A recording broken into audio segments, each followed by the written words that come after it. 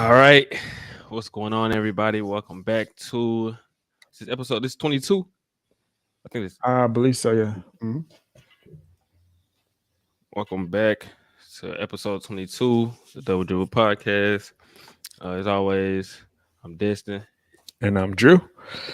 Wait, And I think we switched. wait, what? We switched sides? Oh Yeah. yeah.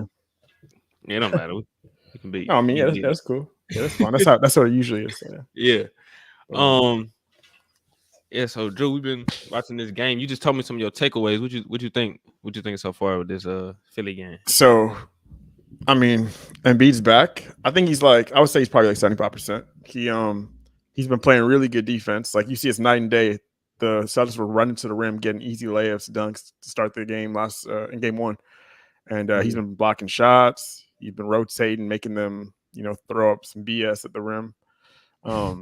So I think I think that like that's definitely been a plus. I feel like offensively he's not all the way back, but he's still making an impact on that end because he still can just catch it and just go right into a shot.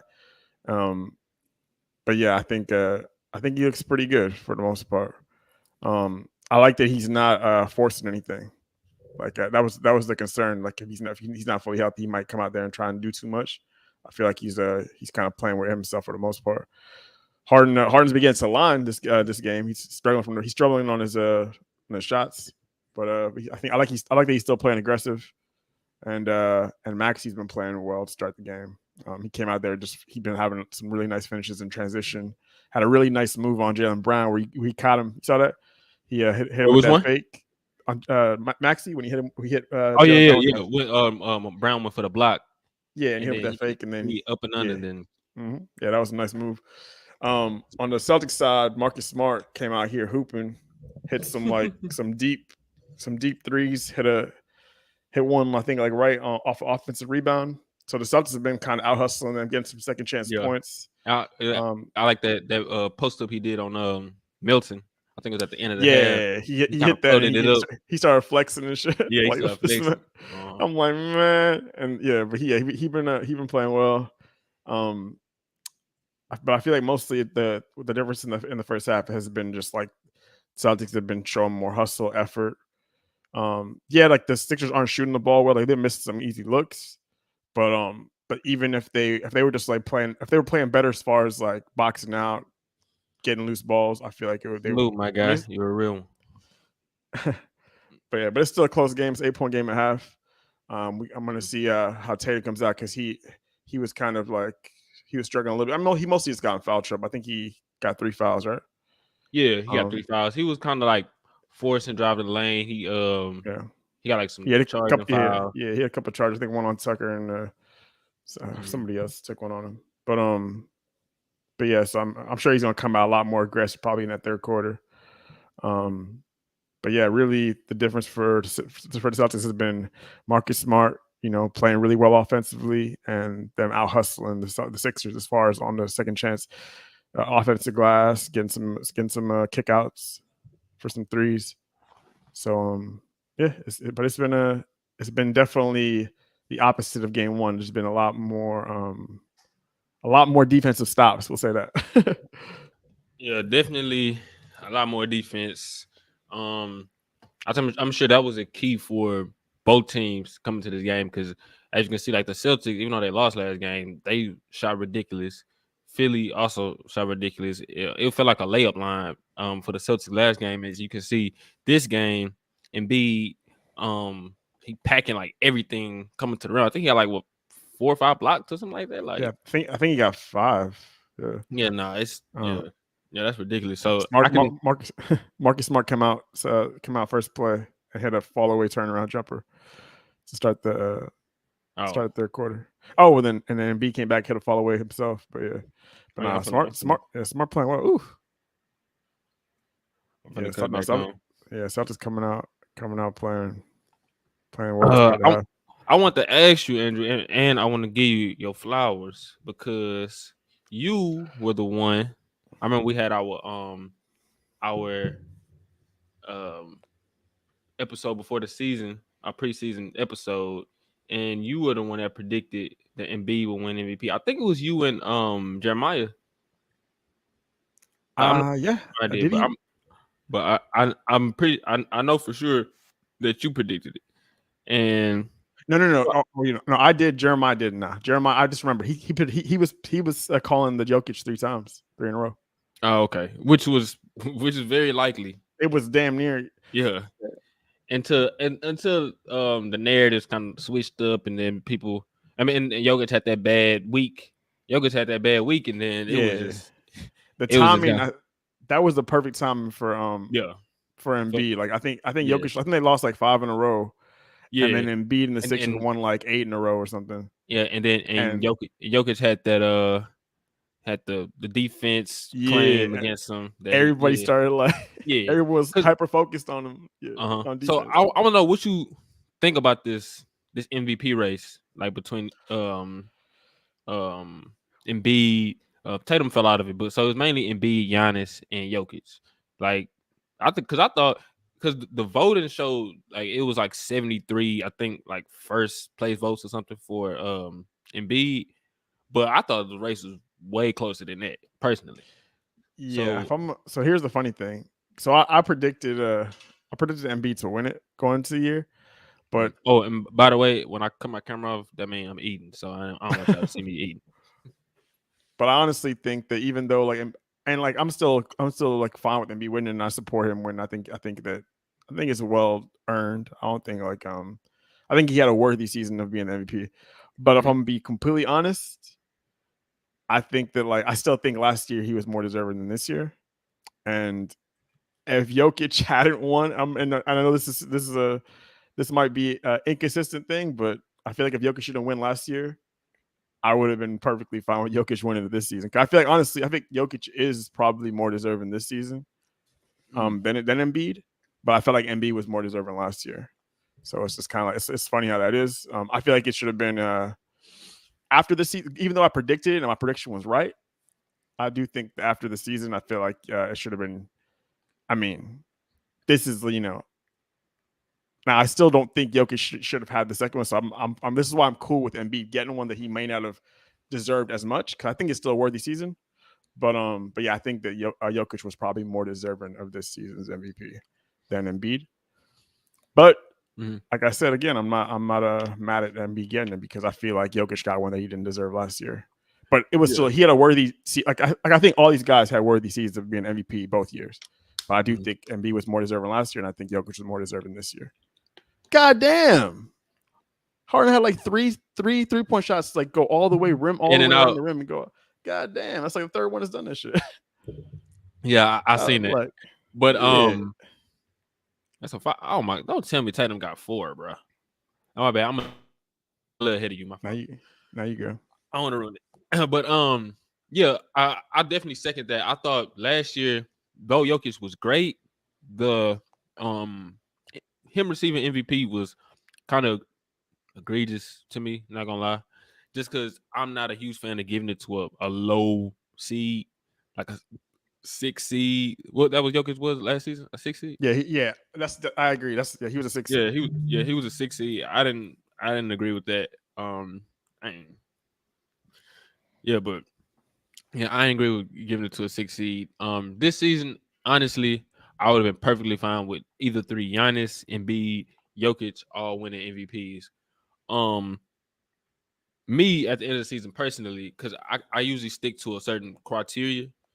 Um, Personally, I my MVP was Giannis because I'm a huge fan of and it's kind of been this way my whole like the whole time I've been watching the NBA pretty much.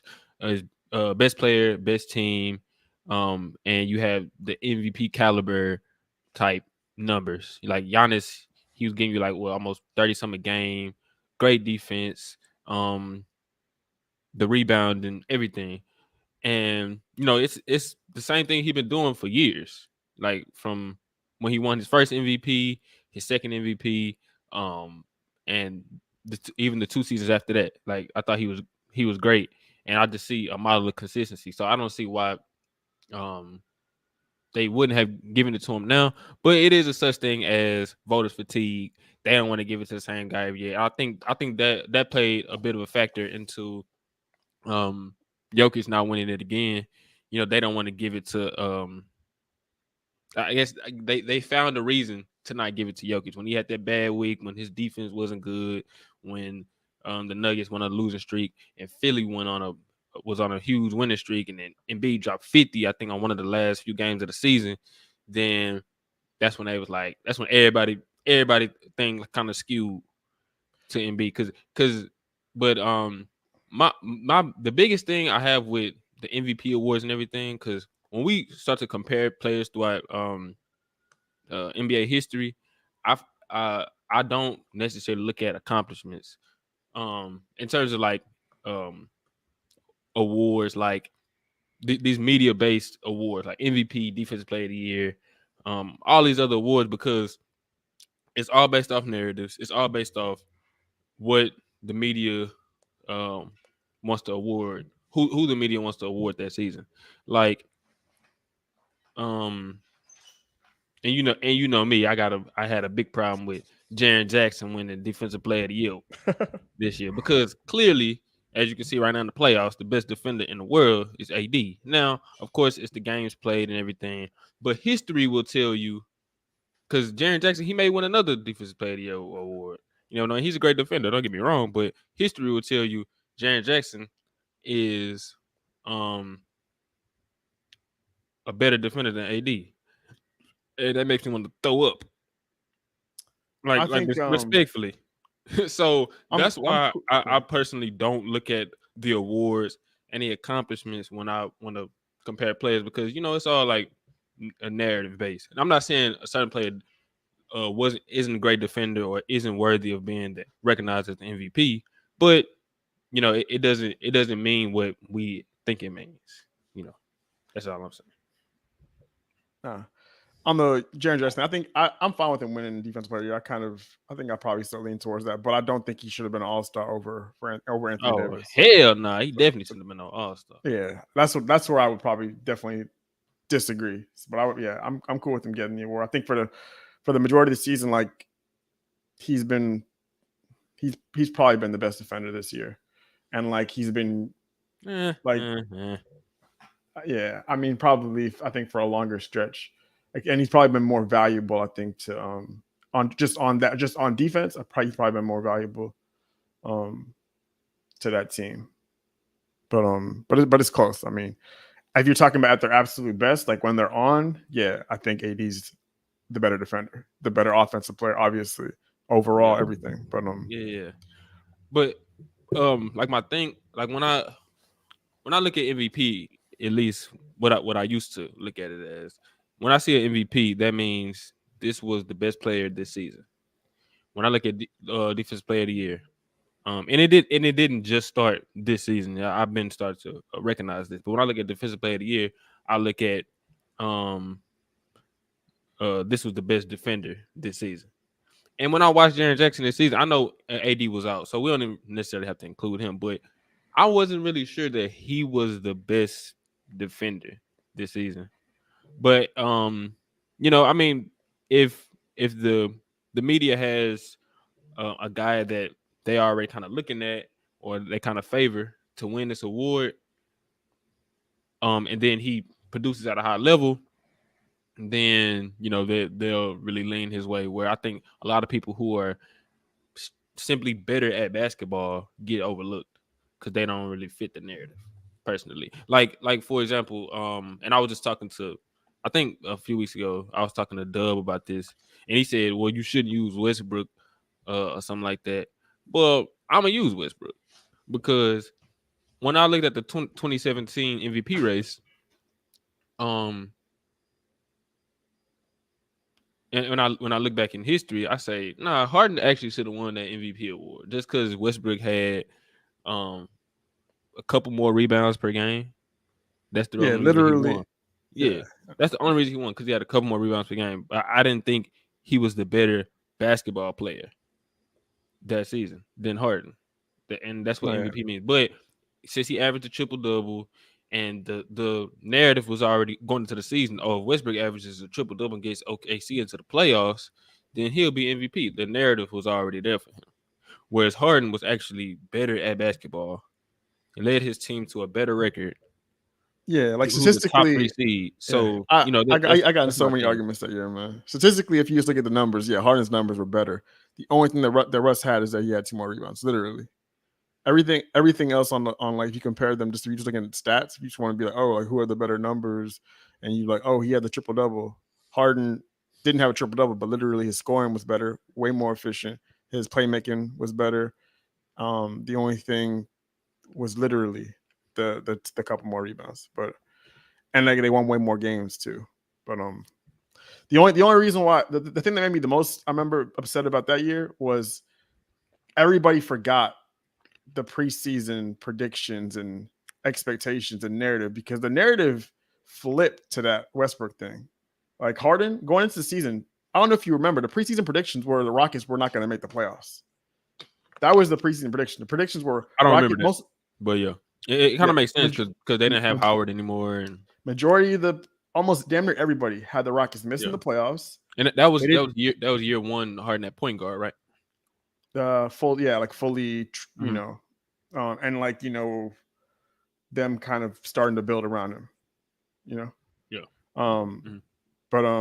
But yeah, that oh, there goes Derek White. But yeah, like that was the prediction, and I remember as well, more people had OKC making the playoffs than they did the Rockets, which was like something I remember I was arguing with people all year. I was like, hold on, how did this become? How are the Rockets not only had more people were predicting the Thunder to be better than the Rockets that season? Go check that. Most people were predicting that year. You go look at Now, I the think that kind of makes sense though, because if you look at the roster on paper, it felt like OKC had a better roster because they had Victor Oladipo, yeah, they had but then Sabonis. exactly. But then middle of the year, everyone was like, "Oh man, Westbrook doesn't have the same help, right?" Yeah, And because yeah, it suddenly changed, and then yeah, it was like, damn, like Westbrook is carrying them, having a triple double, and like people were talking about their record with the triple double, the whole thing. But I remember like it completely shifted because everyone was like, oh, like Eric Gordon, he's injury prone, he's not going to do nothing there. He hasn't really done anything that much like in his previous destinations, and then nobody was really big on the acquisitions they made to add to that roster, and then like they end up having one of the best records in the league, and OKC ends up having a good season, but not being as good, and then it became all about the triple double, yeah. and so that's why I was like, nah, this don't make any sense, but I feel like a lot of people don't remember that. Like I know for a fact, a lot of people that were kind of watching or not really paying attention that year don't remember any of that stuff because I'd be like, oh man, like Westbrook. I'm like when they're comparing that and making that argument, they don't ever mention like, hold up, most people literally thought the Rockets were not even going to make the playoffs that year. That was literally Yeah. but yeah, but it's whatever. See, we getting derailed by that though. Let's not even talk about that. Let's get into these playoffs. Yeah.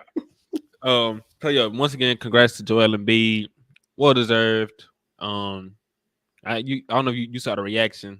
It was Yeah, no, that was yeah, nice. I it like looked like he was crying, and I know it yeah, meant a lot to him to win yeah. that. I saw Harden gave him like a Rolex or something with Yeah, his like an I gave him a MVP thing. Roly. Yeah, and Yes, sir. yeah, no, it was a good moment. It was kind of funny though that like he got the MVP on a after like he just didn't play in the playoffs Yeah, and they won a game without. I saw so many Jokic stands and fans on Twitter like this is exactly why yeah, Embiid doesn't deserve to be MVP, and Jokic was robbed.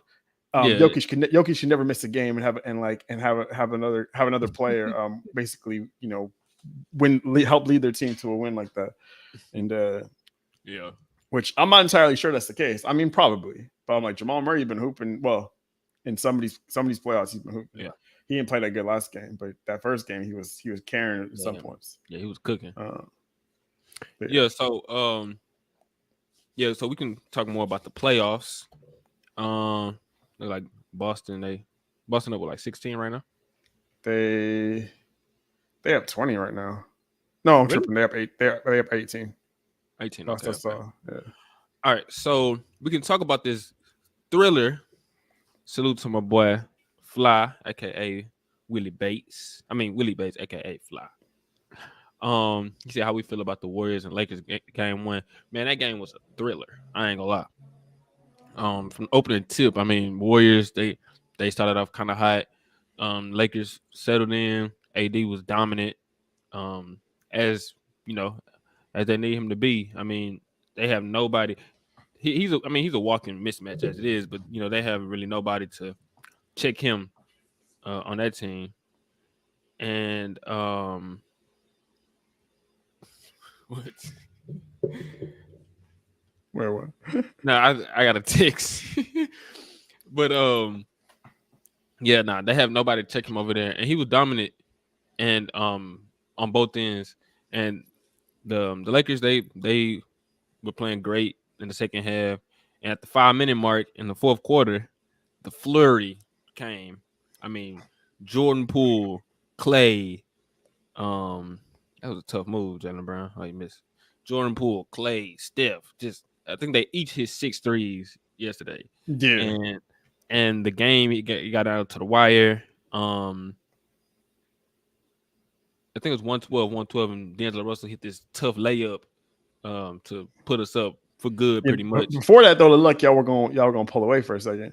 Yeah, And and then yeah. they came with the flurry. Yeah, like Which, they had some not transition gonna lie, it threes. scared me. That's when my phone going do not disturb. I throw it away, and then I just be Facts. like, bro, please. And then, but the Lakers came through, defense in the clutch. AD, man, he just dominant. Like, I'm glad. I know you. I don't know if you remember at the beginning of the season, I said this is the year AD gonna show everybody who he is, that he back. And it's been happy to see him do that. He's balling, um, defensively, offensively. It kind of comes and goes, but his defense has just been remarkable, and that's been the driving force of our resurgence. And Lakers won game one. I expect Golden State to make adjustments and really Yeah. win game two. I hope we win game two, but I respect them too much to think they just gonna bow down or something like that. But um yeah, that's my thoughts on that game. I think this series gonna be a nail biter. The game's gonna be amazing, and I think this just a start. What you think about that Yeah. game? You already know I think it's going 7. Mhm. But yeah, Curry kind of struggled a lot in the first in that first half, but he Mhm. started getting other guys involved. They kind of started playing off of him more as a playmaker, and when they started making that comeback, and so I expect him to probably shoot better in this next game. Um, but also I could see him having a bigger game too in that game as well. So it's gonna be interesting to see if they're gonna have any adjustments as far as how AD goes, because he was dominant on the glass, and I feel like I don't know if there's a whole lot they could do, but I feel like that's gotta be a focus. Is just kind of like Oh man, trying to Jalen Brown was he going turning crazy? up. Oh shit!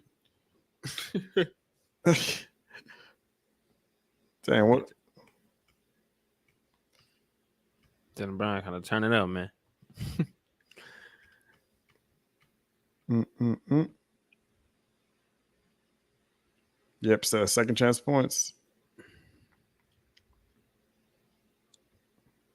Oh yeah, keep watching.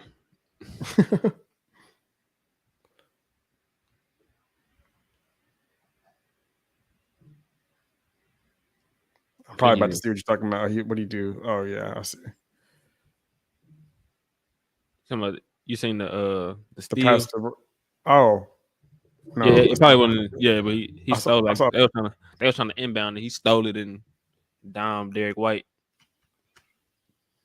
See, now I don't think I saw that. I saw the pass to. No, I saw it now. Yep. Yep. Yeah, so yeah, I'm excited as hell for this series. I'm nervous and excited at the same time. I mean,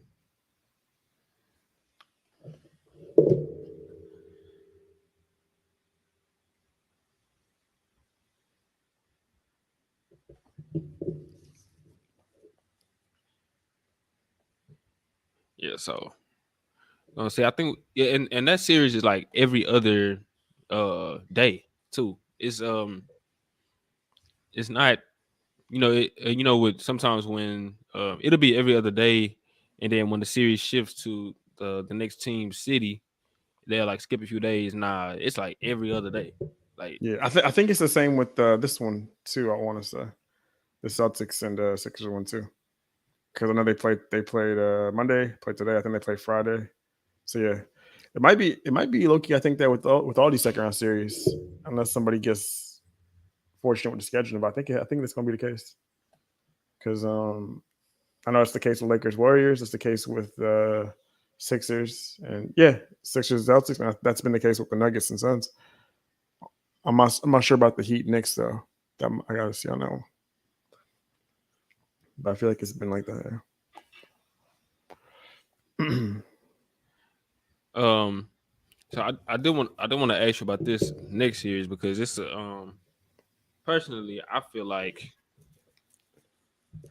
the Suns have too much wins.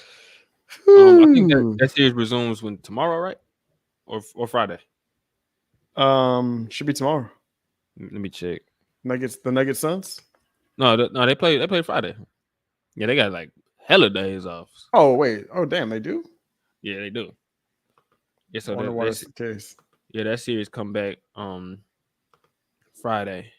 And the Knicks and the Heat play Saturday. Um, so what you think um happens in game 3? What you think happens for like the rest of the series? Because and then those who don't know, Chris Paul, he's gonna be out from games 3 to 5. I think with a groin injury, at least games 3 to 5. Um, so Man, what, so what you think about this series? I mean, I feel like it's been the same. Well, now the last game, KD just was struggling. He had one of his worst shooting games of the playoffs so far.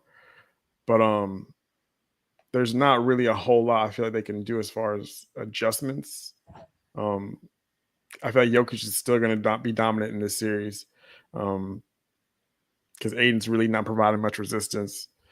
They had a really they were really fortunate to have Murray struggled a lot in game 2. Some of that was defense, but honestly, he was missing a lot of shots. Mhm. The biggest thing they just got to they've got to. I think one of the good things it could be a blessing in disguise because Chris Paul just hasn't really been good, so maybe they could be a little bit better on that. Without him out there defensively, even because he's just not the same. But I feel like they gotta have big nights from KD and Booker in these next 2 games in Phoenix. They've got to get some more 3-point production. They tried to do it last game. They kind of took what a lot of people were saying about them, having such a low volume in that first game. They kind of took that to heart. Yeah, And and it didn't they work. came out firing. Yeah, it didn't work out. But Yeah, that's kind of got to be the game plan because I just don't really see I don't really see the strat of just like what they've been doing. I mean, unless they're just on and lights out from mid range and stuff like that. I don't really see that working. But I think that they still have a good chance to um to make this a series. I don't know if I'm not going to say they're going to tie this thing up or something and win the next 2, but I think that they have a good chance to win this next game and then we'll see how they are going into game 4. Just because they're going to be at home, they should get some better shooting out of those role players as you tend to do. And I feel like the Nuggets, some of these guys might have some off games on the road. They're still going to have to contend with Jokic, being dominant offensively, but yeah, it's going to rest on KD and Booker showing up. They gotta produce. They gotta have big nights. I feel like, but I could see this next game being one of those games where they have multiple contributions from guys that really haven't been doing much as far as shooting the ball goes. But yeah, what are you feeling about this series right now?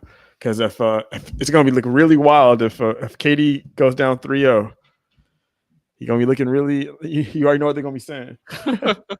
Man, So they already starting to say, or they already making the excuses. No, depends on who you talk to.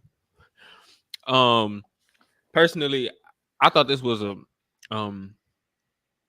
tough matchup for Phoenix going in, but I did have them winning. But the things I thought they were gonna eat off of, they not. Um, it seems like Jokic, he's not getting picked apart really in the screen and roll action. I guess mainly because Aiden, and I guess they can. This could be a part of the adjustments, but Aiden, he necessarily isn't rolling, and the only guy who's putting consistent pressure on the rim is Devin Booker. Chris Paul, he's not gonna drive the ball like that. Kevin Durant, he's not a driver of the ball. He's mainly mid range killer. Um, Devin Booker, yeah, he's the only one really driving campaign. No, they role players, nah. And I think that's been a huge factor. Last game was a good defensive game for both teams, really. But um Jokic, man, he took over.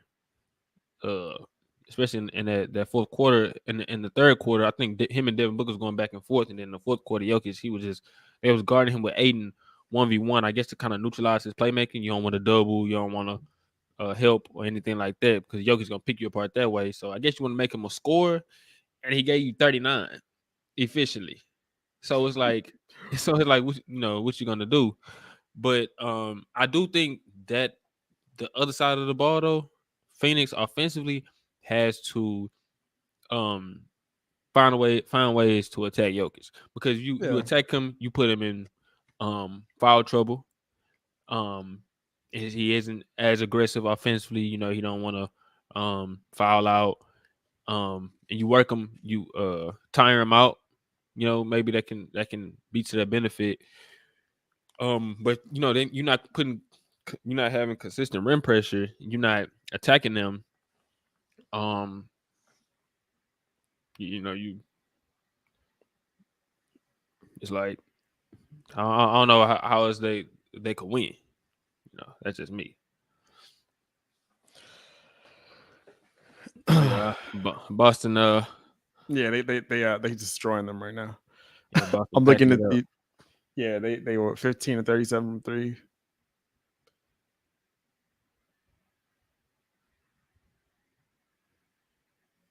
Yeah, that third quarter was ridiculous. Mm-mm-mm.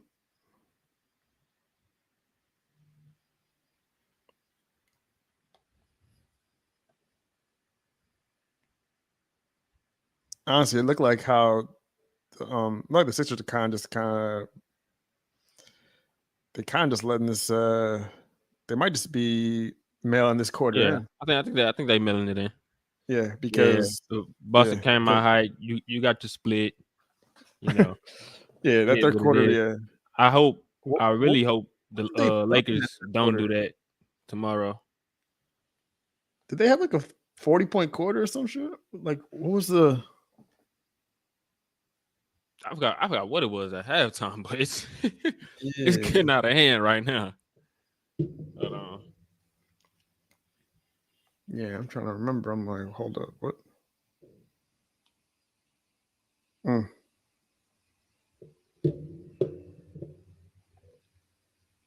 let's see some.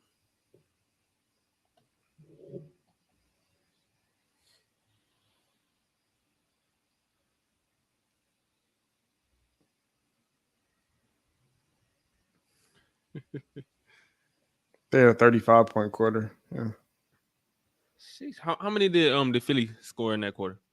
16. They had scored them 35 to 16. Yeah, that was the game right there. They just blitzed their ass in the third. Yeah, I kind of had a feeling. I had a feeling the Celtics were gonna win. We're gonna win this game. I thought it was gonna be I thought it was gonna be some. I thought they were gonna shoot the ball well again, but I didn't think it was gonna be like this. I'm gonna give you Nah, a book. I kind of had a feeling it was gonna be like this. Just because like I'm not. Yeah, I'm not surprised it's though. kind of felt like a must win. You don't want to lose. The home team in the series, you don't want to lose. two home games at the beginning of the series. Like that's damn near a death sentence for real. But man, I wish Philly gave us a better fight, man, for content purposes. Nah, they just like they're not Ooh. really. That first half was I thought they kept it interesting, but that third quarter, I mean, I really wasn't paying attention to a lot of the stuff that was happening in the third quarter, but I did see that every time I looked up, I saw the Celtics were hitting a three. Yeah, nah, they was going dumb. It was every time I looked up, it was either a Sixers turnover and either Celtics uh, transition three or kick out three. But yeah, but no, he did. They definitely just and I'm not even mad at them. Like this is you really gonna try and do what to come back from after that quarter.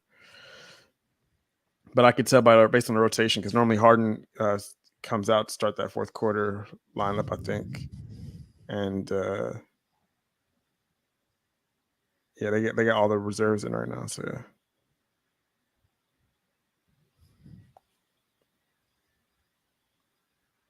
But yeah, but now like really nobody really came out hitting like for the Sixers except for Maxi.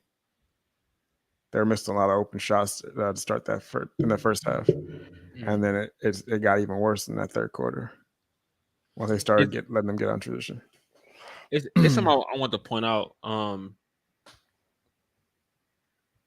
think it's somebody. I don't know if you mentioned it. When we talking about that the Lakers series. What's up? Yeah, they go Fly. Hold on, let me pull them up. What up, Fly? What's up, fellas? What's up? What's up, man? What you got? What you got for us, man?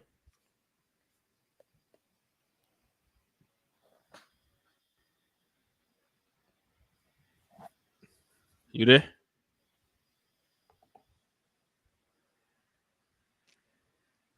Willie.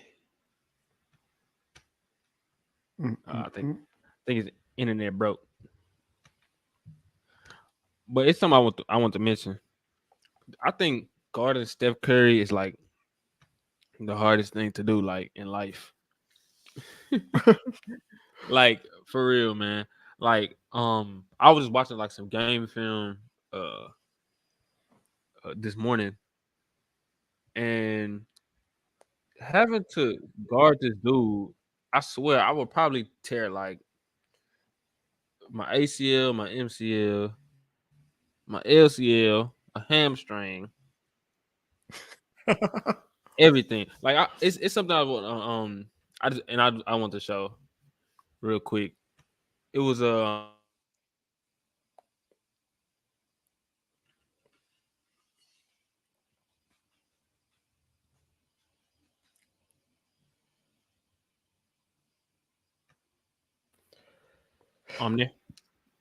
Yeah, I don't even know what happened. You just like I think you cut out Okay, for it a was minute. the blitz. Yeah, I'm gonna share my screen real quick. All right. All right, I want y'all to watch D'Angelo Russell display. Just watch, cause he was doing his job. So just watch D'Angelo Russell. He ran Curry off the 3-point line. Cool. He led him to AD. But you do something for 1 split second, and this dude is running back to the 3-point line. D'Angelo Russell calling a travel. If you look at the play, it could be depending on whoever the ref is. He got in the hop step, and D'Lo calling a travel. Meanwhile, this dude is already relocating back to the 3-point line. That split second of ignoring Steph Curry, and this will happen to you.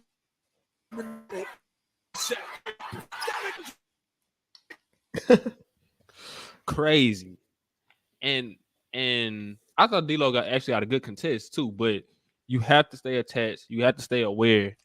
And I just want to and I tweeted yesterday after the game. I said, Vando, you better ice up because I feel like he did a good job as anybody could do. Just top locking Steph, denying him the ball, running him off the line best he could, and that's what you got to do. Because guarding him, the only person I seen them they have to do something similar to that was probably James Harden. But when James Harden gives the ball up, he isn't near the threat off the ball as Curry is. Curry get the ball up. Yeah, he's trying to relocate and get it back. You better put your wheels on. That's what I'm gonna say. You better get ready because it ain't over. You got to play all 24 seconds of the shot clock, and y'all team better get the rebound because y'all don't get the rebound. Offensive rebounds lead to threes. So, yeah. Nah, yeah, of course. When you give the ball, that's when you should be watching him the most. Yeah, honestly, even more than when he has the ball. Hey, Fly, you there? Yeah, I'm here, man. My bad. I'm sorry about that. I had a phone call coming in when I was trying to join. You good, bro? I lost the connection. But what I'm doing is I'm chilling right now and watching this massacre going on right now, man. It's embarrassing. It's really embarrassing. And what's so sad to see is Philly actually play a lot more better without Embiid yesterday. So, hey. Monday. Offensively they did. But yeah, defensively they don't. Yeah. I mean, I don't know what happened, what type of stuff Harden had in his Gatorade, but he need to get some of that back again. How y'all guys feel about it? I mean, I felt like I expected the Celtics to come out and have a better like overall game on both ends, but I really think this was just the third quarter. Like they blitzed them and they came. I mean, the first half it was pretty close, and I would say the first half really came down to just Marcus Smart having some good offensive plays where he like was out hustling them, got some second chance points, hit a couple threes, and but it was pretty close. Tatum and Harden were both struggling in that first half, and then that second half though. Jaylen Brown came out there. Really, Brogdon actually was hooping the entire game. Like he kind of came out there in that first quarter and really like put his stamp on the game to start. Really, I would say like the bench guys, role players, those third and fourth, fifth guys down, like the secondary dudes really had a big impact on this game. But I think there's still it's going to be interesting going back in Philly. I think Embiid looked pretty good for the most part. At least defensively, he looked really good. Offensively, we still got to see how he's going to look going forward. But I think that he's like I said, I think he's like 75% back. They just gotta not force things too much to him going forward. I feel like they didn't do that tonight. I just felt like it was just the Celtics just really honestly out hustling them, outworking them. On both ends, those second chance points, the turnovers. I really think it was a lot of that. Like the Celtics really just like doing a lot of the little things. They kind of played with a team who was way more like desperate. I felt like at least when I found out that Embiid was playing, that Philly was gonna try to put their foot on their neck because that's the only reason you bring Embiid back, because you could probably do something similar to how the Heat did with Jimmy Butler. I feel like he could have played in game 2 as well, but they said nah, we won game 1. Jimmy, you got hurt, and at the end of game 1, so we got the split. Let's get back to Miami. You got all these days of for rest, and that way you can be ready for game 3. But no, they actually came in with the starting lineup, and B was back with the brace on his leg, and it started off kind of well for him. But like you just mentioned, Drew, the third quarter, that flurry, even with Tatum being in foul trouble the whole night, Boston, they were just way hungrier, and then that's when the blowout came. I got like a hate and love relationship with Jason Tatum and Jaylen Brown. I don't know what's up with these guys. Who you telling, man? Because it's like with these two guys, man, they both can be good on the same night, one game, and then the next game, one might be off, and then the other one might be off. Hey, look, Fly. Let me tell you the ultimate cheat code, the ultimate glitch. You ready? I'm definitely ready. If you doing a parlay and you got the Celtics, take Brown on one, take Tatum on the other one. One of them gonna hit for sure. If not both, I promise you, it works like 90% of the time, bro. I promise you. Like last game, Tatum hit, but Brown didn't. This game, Brown hit, Tatum didn't. It's I don't know. It's a glitch, but it works. Like, but if you take them on the same one, which I guess when you in the playoffs and a team, it's only one game tonight. You probably will take both on the same one, but man, I'm telling you, that's a glitch, bro. So don't say I never did nothing for you. But I appreciate that, my brother. Because I still feel like making a call to Vegas or whatever gambling company I keep giving my money to. He said whatever gambling company I give my money to. Serious, man. But yeah, them two dudes, man. I hate what type of relationship we got. That's all I gotta say. Jays, man. They the Jays. If his name start with J, that means they janky. He's janky. Janky is Jay. Nah, yeah, that was one of our issues we had. Like we used to talk about that going back like last year, the year before last year too. Like usually one of them goes off. They usually didn't go off in the same game. That didn't really start to change until last year where they both started going off together. But I used to be like, damn, like it'd always be like one J would be hot and the other one would just be MIA. So quick question for both of you guys. How do you guys feel about that shot that Jordan Poole took yesterday? Hey, I loved it. How can you compare it to what he did and what Harden did game one versus Boston? What is the difference? Because now he's getting the backlash about, he was too far. But I've seen Jordan Poole shoot almost 28-footer shots and beyond that. You know, he like Steph 2.0, if you let me tell it. You know, that's my Milwaukee native. But other than that, when Harden do something like that and he make it, he don't get that much backlash. But if he would have missed it, he get the backlash. So I just want to know how you guys feel about that and what's the difference between them two right now. I mean, like I think the only difference is the Harden thing.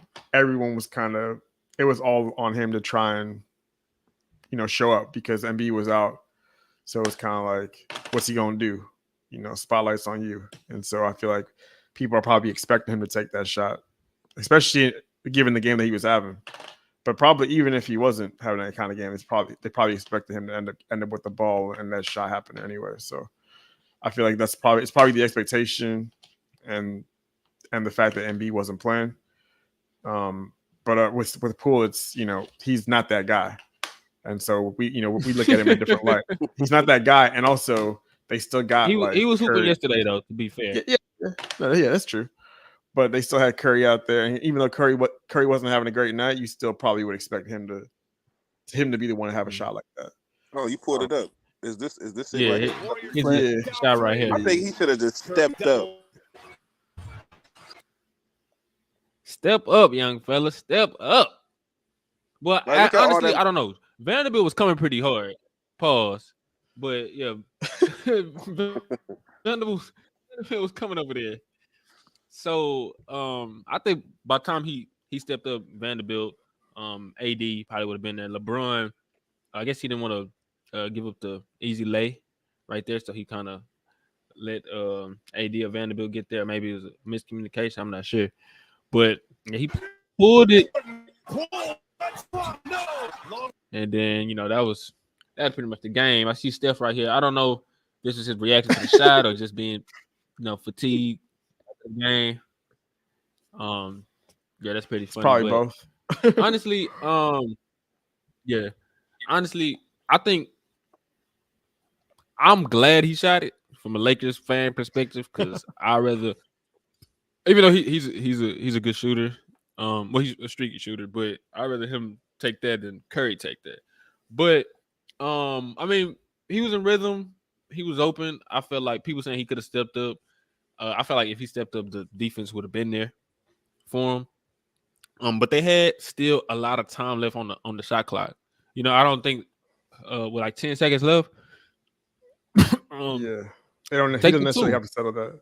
Yeah, you don't have to settle for the 3. Take the 2. You know, play the foul game. Lakers, I mean, they was hitting a lot of free throws yesterday, but you never know what can happen. You still got your timeouts. So I thought it was definitely a smarter decisions could have been made. But I do like that his teammates supported him. Curry, Draymond, Steve Kerr, they all said, you know what, nah, that shot is fine. You know, I guess you don't want to diminish your players, your teammates' confidence to take shots next game, given especially how streaky of a player he is. But hey, fuck it, Lakers won game 1. Appreciate you, Jordan Poole. Appreciate you, player. Yeah, I think it mostly just looks bad. People are killing because it, like, you know, it's Jordan Poole and he has Steph on the court with him. Mm-hmm.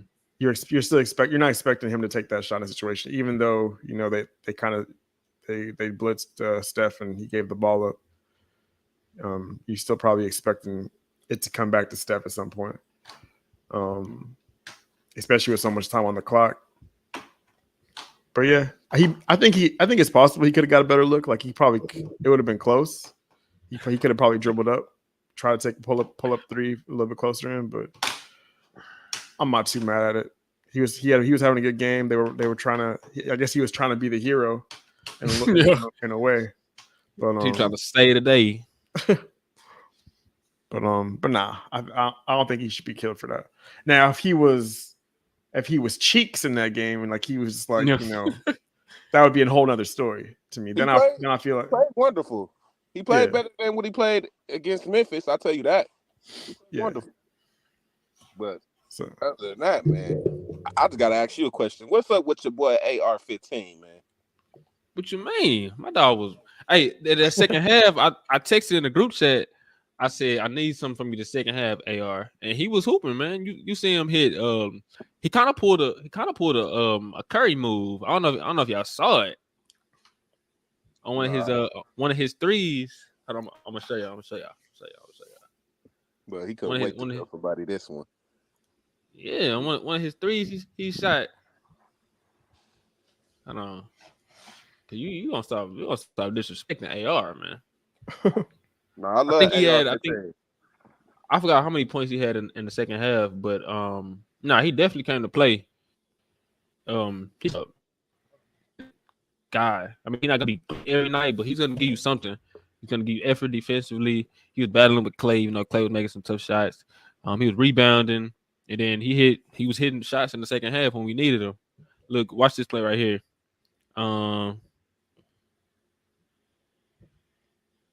Let me go to the beginning. He came around the screen, gave the Vando, and you see Curry sleeping, Curry ball watching, and Reeves relocating right back out to the 3. And then Vando hit him. So yeah, no disrespect, man. Talking about what happened to AR-15. That's what happened to him. He was having trouble with Klay Thompson. I'm sorry. No, I ain't gonna lie. Clay was making contested shots, but you know, honestly, I like the Lakers' defensive game plan. Personally, I mean, if you're gonna have Clay run through screens and shoot every time, like you saying he had trouble with Clay, but how you thought Clay shot the ball yesterday? Clay didn't do that bad. I mean, he did shoot a lot of contested shots, but I think he was feeling this would have should have happened. I'm gonna tell you from the beginning to the end. This should have happened. Draymond and Kevon Looney should have been trying to box out AD, but AD is so damn big. Looney was. Looney He had was like fighting with him, but we know Kevon ain't got Looney that had dog at him like Looney had AD. 23 rebounds. Man, he ain't got that dog at 23 rebounds, but how many points? Come on, man. I mean, yeah, Come on, man. yeah, but Looney ain't no score like that. He had like if Looney giving you 10 points, 23 rebounds, that's great numbers Each right there. I mean, rebound but he got I could have think been. the problem wasn't him scoring or rebounding. The problem was his defense. He cannot guard AD. This isn't a bonus, man. This ain't a bonus, Looney. You a solid big man, but you ain't. Yeah, this a different animal right here. This AD. Also, Clay, he shot the ball worse than LeBron yesterday. LeBron shot terribly. LeBron was like 9 for 24. Clay was 9 for 25. Did you see this? Clay was 6 for 16 on threes. So if Clay's shooting all your shots, I'm living with that defensive game plan. I'm taking that every day. I think Clay came out on fire, like he was ready. You could just tell he had that look in his eye, like he was ready. Yeah, no, he did come out on fire, but I mean, he didn't have a great game. I mean, he was high volume. He scored a lot of points, but I didn't think he was efficient at all. 9 for 25, 6 for 16 on threes. Nah, that's not good. Yeah, man. So you better respect Austin Reeves again. I'm trying to find that stat I saw on LeBron because it was kind of funny. Let's see if now you mentioned it. Where is it at? You said find what? So now I remember. Oh, here it is. This fool. Of course, this fool Nick Wright that posted. I'm gonna share it. But Nick Wright, the original LeBron sexual. But no. So it's kind of like in a way, it's kind of like the reverse Harden. What LeBron's doing in the playoffs right now. I don't know if you know what I'm talking about here. Peep this. You talking about like him shooting all them threes? So yeah, no, I mean, but look. Oh, here it is. Let me see if I can. So it says he's 9 for 49 from 3 this postseason. But he's last in the playoffs in 3-point percentage and first in the playoffs in 2-point percentage. Right. And what's funny is like Harden, like he was getting cooked for like how he's finishing the rim. He was like shooting like 30% or something like that at the rim, but like over 45% from 3 or some shit like that. And so to me, it was kind of funny, like how like they literally it's really the opposite. Yeah, like I saw something like it said LeBron, he's shooting great from mid range this playoffs. He's finishing great at the rim.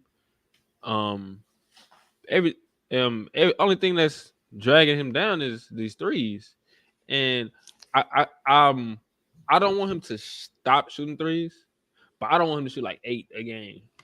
Like I don't know if I really love him shooting 8 a game. It felt like yesterday, like the big thing. I know you. Oh, you trying to say that the free throw? I'm dead. I didn't even see that. You saw that? Yeah, I saw that, but I don't know that means nothing to me because if you look right above it, the 3 points. But,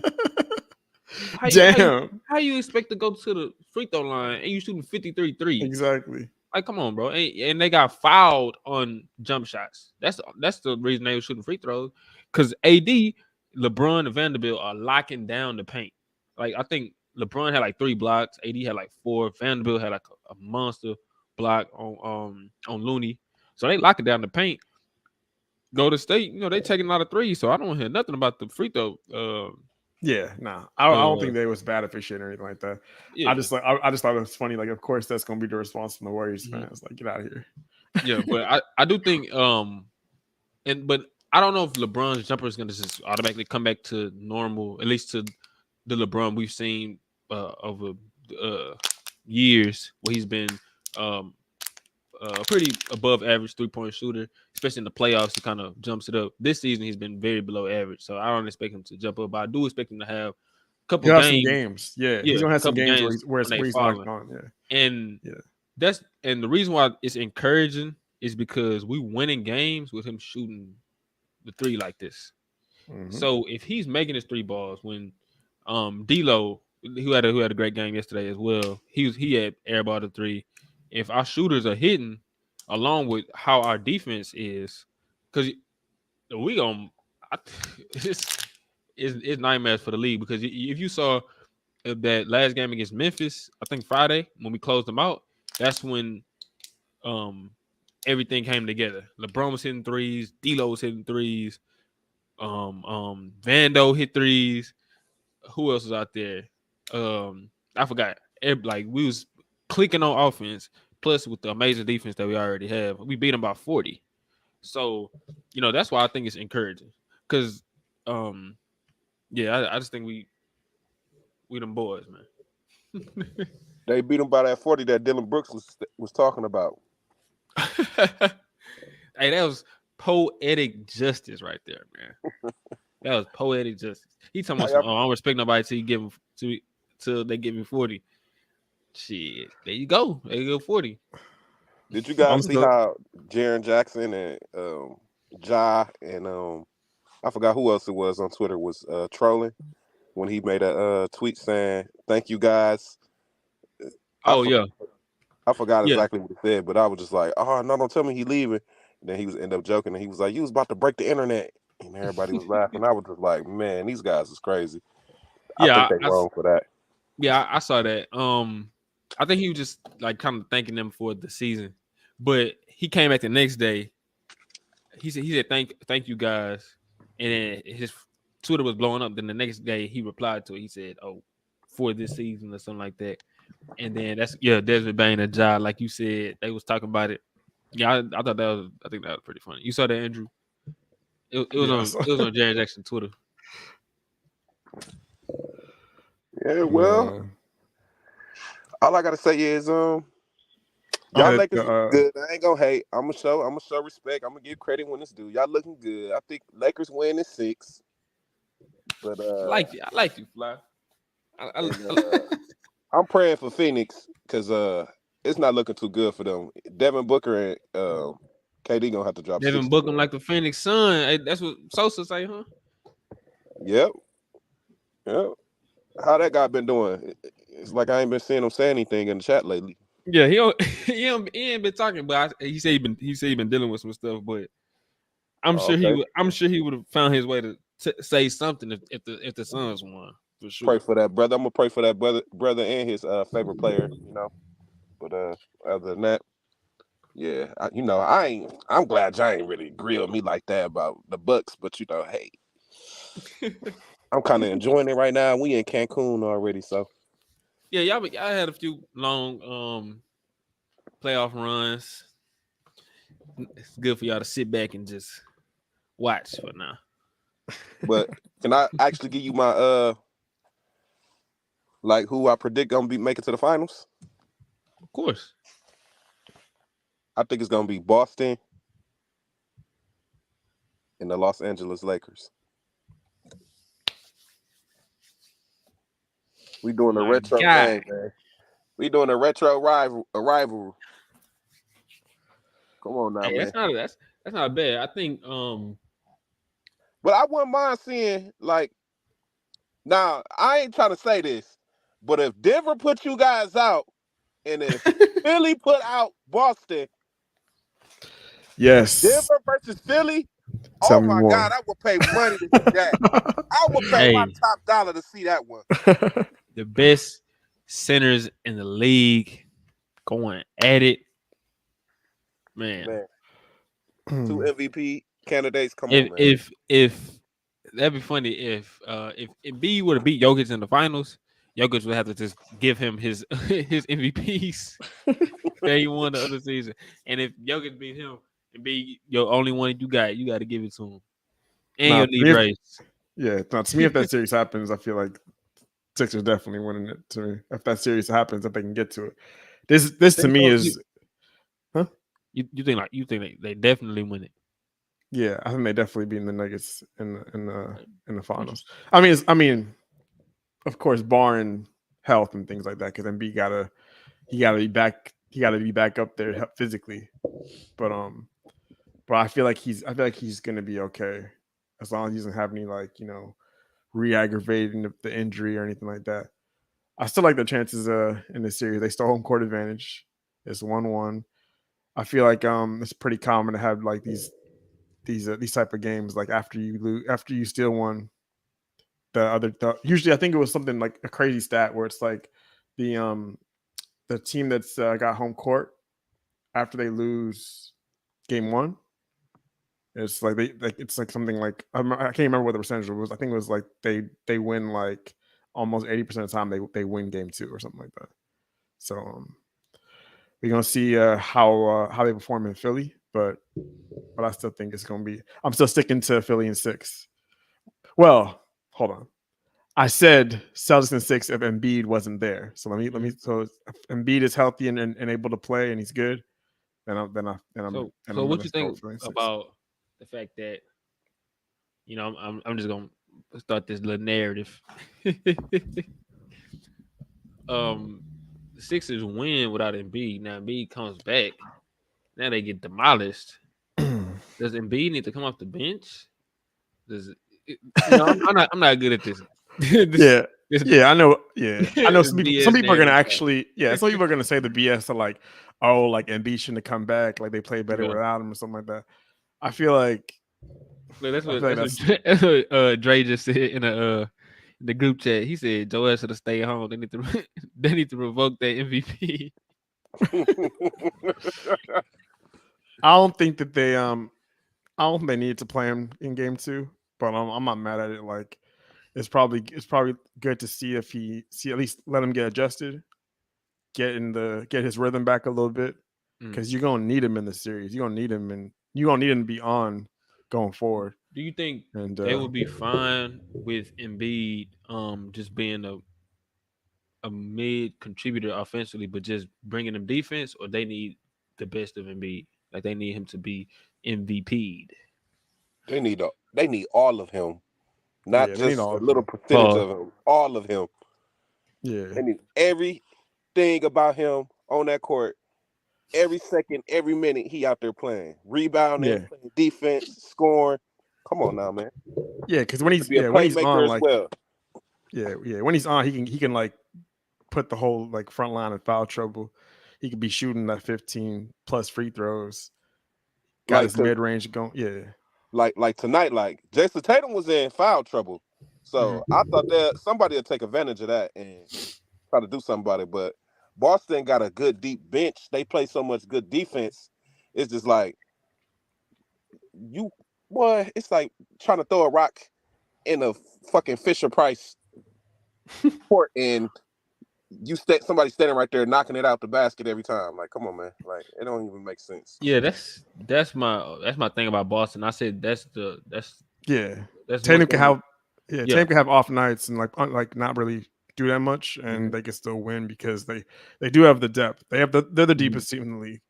Yeah. Uh, Yeah. I was just gonna say, I had said this the other day. And I think they are better than the Lakers at that aspect. Whereas one of their top two superstars can have an off night, bad shooter night, or whatever, but they still have others that'll contribute.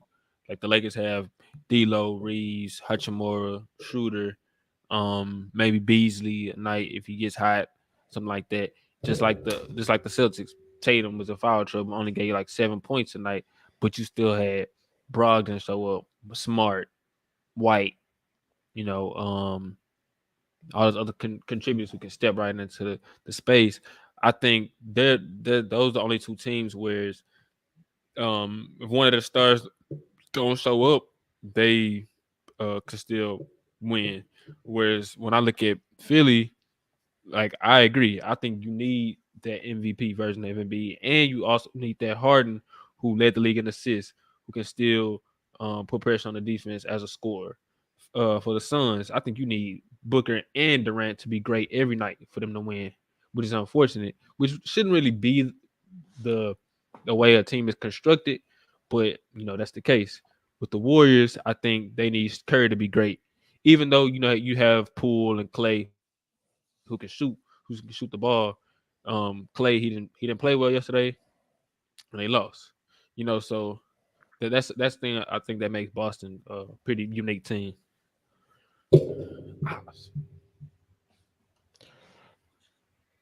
In my kneecap.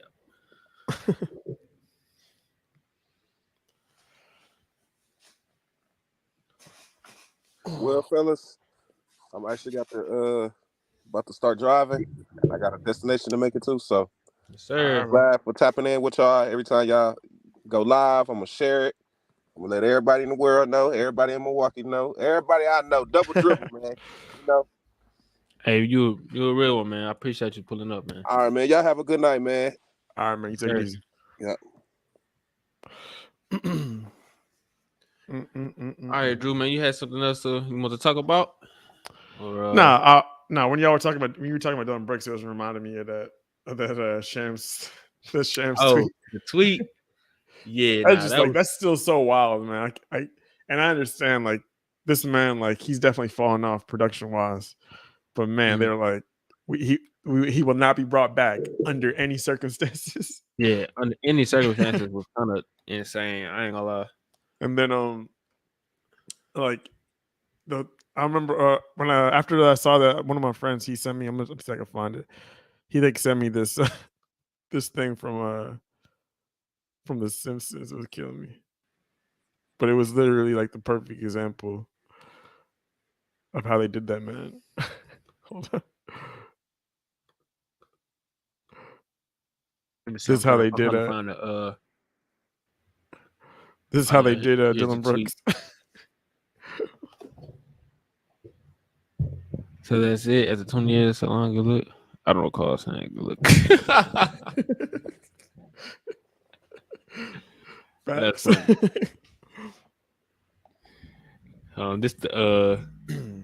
This tweet right here.